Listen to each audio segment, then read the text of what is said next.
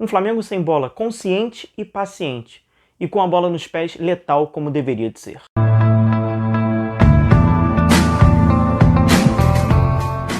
Fala pessoal, tudo bem? Sejam bem-vindos, eu sou o William Godoy. Estou trazendo para vocês um vídeo de análise tática pós-jogo da vitória do Flamengo 4-0 Libertadores da América. Calhou com um bom resultado do Barcelona de Guayaquil sobre o Júnior Barranquilla e o Flamengo está classificado, garantido nas oitavas de final rumo ao Tri da América. Eu vou trazer para vocês alguns detalhes desta partida acerca da construção tática do Flamengo, os conceitos que foram utilizados, as construções de alguns dos seus gols. Mas antes, eu peço para você deixar o seu like no vídeo e a sua inscrição, assim como o Domi e o Jordi fizeram aqui com o canal. Se inscreva também e compartilhe o link, não apenas com a comissão técnica do Flamengo, mas também naqueles seus grupinhos de WhatsApp, para me ajudar a crescer e fortalecer o canal ainda mais. E o Flamengo foi mais inteligente, ele não repetiu os equívocos, como vocês podem observar nesta imagem da marcação. Foi um bloco médio, o Flamengo não fez aquela marcação sob pressão ativa, que acabou gerando muitos espaços, porque o Independente Del Valle gosta desse tipo de marcação, ele se sente confortável para quebrar as linhas e gerar os espaços atrás das costas dos meias da equipe do Flamengo. E vocês podem observar que o Pedro foi esse homem de referência, o Flamengo jogando muitas das vezes nesse 4-2-3-1 com a sua variação no 4-3-3, com essa linha de 3 jogadores na linha média, era o Gabigol aberto pelo lado direito, a Arrascaeta como esse eixo de criação. Mais pra frente do vídeo vou trazer um destaque desse Arrascaeta como sendo esse engante, e pelo lado esquerdo o Lincoln. Então o Flamengo marcou nesse bloco médio, não fez uma marcação ativa, ele fez a marcação nas linhas de passe, nas possibilidades de espaço. Isso abreviou demais e desconfortou em vários momentos a equipe do Independente Del Valle. Inclusive, esse desconforto acabou gerando uma desfiguração do seu conceito de jogo. O que eu agora compartilho com vocês é a imagem do Júnior Barranquilla, que é muito semelhante. O Flamengo acaba espelhando esse tipo de jogo na organização defensiva que a equipe colombiana fez no confronto que venceu por 4-1. Aqui é um outro exemplo nesse conceito do Flamengo marcando as linhas de passe e as possibilidades de espaço que o Independente Del Valle poderia explorar. Nesse círculo vermelho é aquele que é o principal jogador para fazer esse início da transição, que é o Peixerano. E ele foi extremamente marcado nas suas possibilidades de passe. O Flamengo não foi em cima do Peixerano para marcá-lo sob pressão, para roubar a bola diretamente nele. O Flamengo permitia que ele tinha tranquilidade, que ele tinha espaço para ver o campo ofensivo do Independente Del Valle, porém o Flamengo diminuiu todas as suas possibilidades. Então essa linha que vocês observam, essa última linha da equipe do Independente Del Valle, ela foi toda marcada num período que eles tinham a incumbência de criação da jogada. Isso deu muito desconforto para o Independente Del Valle, que muitas das vezes recuava para acionar o seu goleiro, para tentar induzir o Flamengo para que esse bloco médio, como vocês podem observar, composto por Arrascaeta, Gabigol, Pedro, Lincoln, em alguns períodos até mesmo Gerson, eles subissem um pouco mais. E o Flamengo foi muito inteligente, teve muita paciência em interpretar este jogo, essa armadilha do Independente Del Valle, e ele não se posicionou alto da maneira que o adversário queria. O Flamengo manteve este posicionamento e que gerou uma desfiguração na estrutura tática da equipe do Del Valle.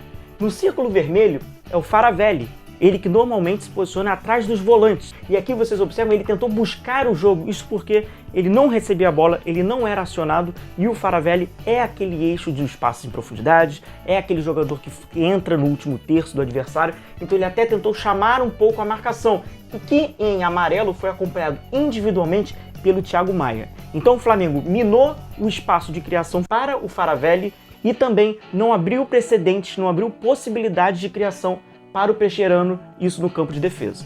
Isso aqui ilustra um pouco o quadro do Independente Del Valle e como o Flamengo conseguiu diminuir essas maiores virtudes da equipe, que é explorar as costas do adversário, passes curtos quebrando as linhas. Eles acabaram substituindo o seu jogo por bolas longas nas diagonais, o que acabou gerando dificuldade para os dois extremos, e até a setinha amarela acaba ilustrando, né, que o Faravelli fazia esse movimento para recuar e para o campo de defesa para tentar mudar um pouco a estrutura de formação do Flamengo, que foi muito bem protegida, como vocês observam nesse retângulo vermelho, pelo Thiago Maia e pelo Gerson. Então uma única válvula de saída para o Independente Del Valle era passes mais longos em diagonais com inversões, o que não passa muito pelo jogo curto e quebrando as linhas com passes nesse jogo um pouco mais apoiado.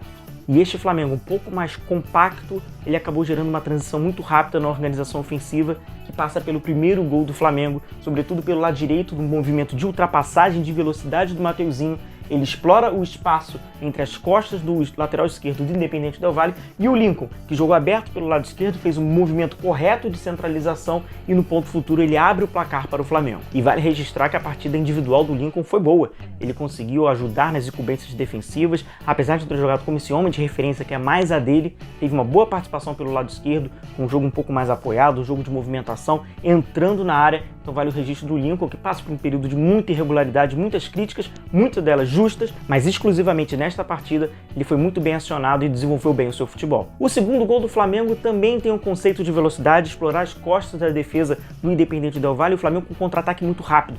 Desta vez, o Thiago Maia consegue fazer esse lançamento mais longo, ele que estava no campo da intermediária defensiva, explorou desta vez o Gabigol com toda a sua velocidade, atacando as costas do defensor, e o Pedro, pelo corredor central, veio acompanhando, ficou na cara do gol. O Flamengo abre 2-0, o que dá mais conforto e vai gerando mais impaciência para o Independente Del Valle. E no segundo tempo, o Flamengo manteve a sua organização defensiva em bloco médio, os jogadores marcando por zona, marcando as regiões perigosas do campo, onde estavam posicionados os jogadores do Independente Del Valle. Então, cada jogador do Flamengo está muito próximo do espaço em zona do jogador do Independente Del Valle. O Flamengo teve a perspicácia de não atacar este primeiro homem que inicia a jogada. No segundo tempo, o Jordi coloca o Bruno Henrique pelo lado esquerdo, o Gabigol, que acabou se contundindo, né? Esse que é um dos principais vilões do Flamengo neste ano, o gramado do Maracanã, mais uma vez acabou atrapalhando o Gabigol. O Bruno Henrique deu aquela possibilidade de velocidade, agressividade e explorou muito aqueles espaços. Este é um exemplo do Flamengo nesse ataque um pouco mais funcional, de muita velocidade,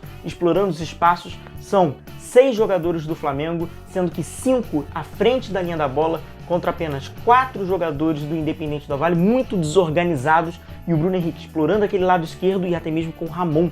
O Ramon fez uma partida de profundidade muito interessante pelo lado esquerdo.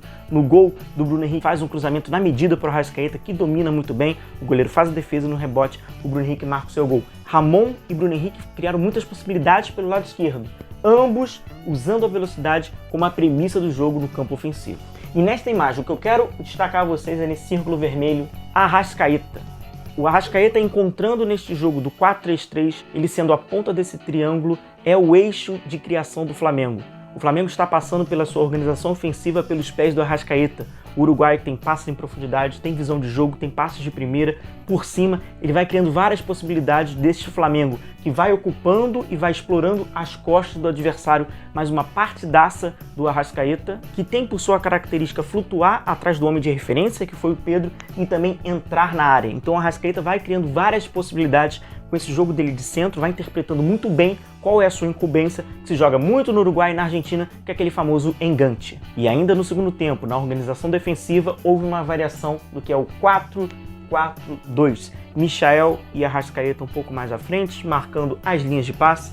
Na linha média, o Flamengo também tentava diminuir os espaços, um time mais compacto do que o habitual, com a sua última linha sustentada também próximo com a orientação corporal correta. Foi um Flamengo muito tranquilo, executou corretamente as ideias e o melhor, acabou desfigurando o conceito de jogo do adversário. Além dos pontos positivos, coletivamente, vale destacar alguns individuais. Mais uma vez passa pelo goleiro Neneca, quando exigido fez importantes e bonitas defesas, além do Jordi. E a comissão técnica do Flamengo, o Jordi esteve ali no beira do gramado, fez boas substituições, conseguiu ter uma boa leitura e o Flamengo fez um jogo coletivamente muito bem feito, muito dominante e competitivo.